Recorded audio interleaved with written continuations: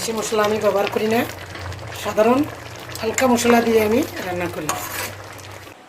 আজকে ঘুগনি রান্নার জন্য প্রথমে ডালটা সিদ্ধ করে নিলাম ঘুগনি, তারপর কাঁচা লঙ্কা কেটে রাখলাম, আলু ডুমো ডুমো করে কাটলাম, টমেটো একটা কেটে নিলাম, আদা বাটা 2 চামচ, স্পেশাল মশলার গুঁড়ো, লবণ, হলুদের গুঁড়ো দিয়ে দিলাম কড়াতে 2 চামচ তেল।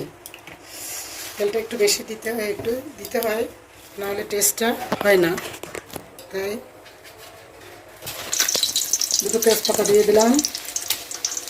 দিয়ে দিলাম কালো জিরা ফোড়ন,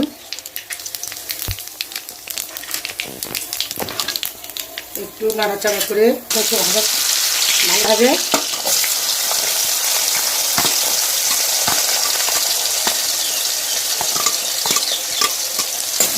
নাড়াচাড়া করে ভেজে নিলাম।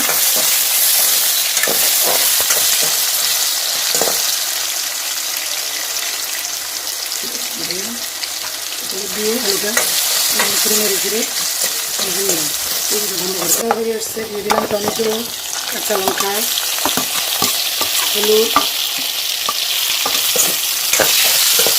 দিয়ে দিলাম লবণ,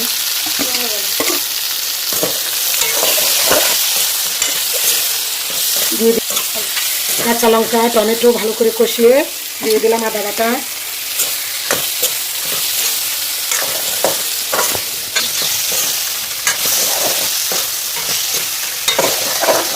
তারপর দিয়ে দিলাম সেই স্পেশাল মশলাটা।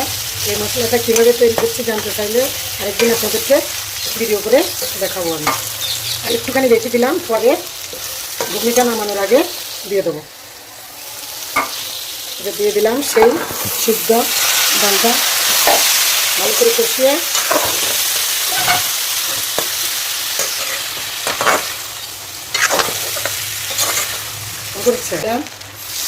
জল,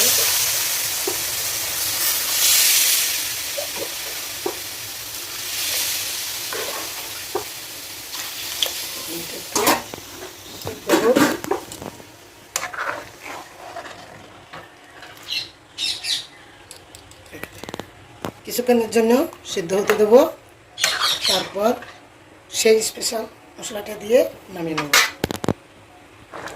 সেই স্পেশাল মশলাটা দিয়ে এবার নামিয়ে নিলাম। দেখুন বন্ধুরা কত সুন্দর ঘুগনি হয়েছে।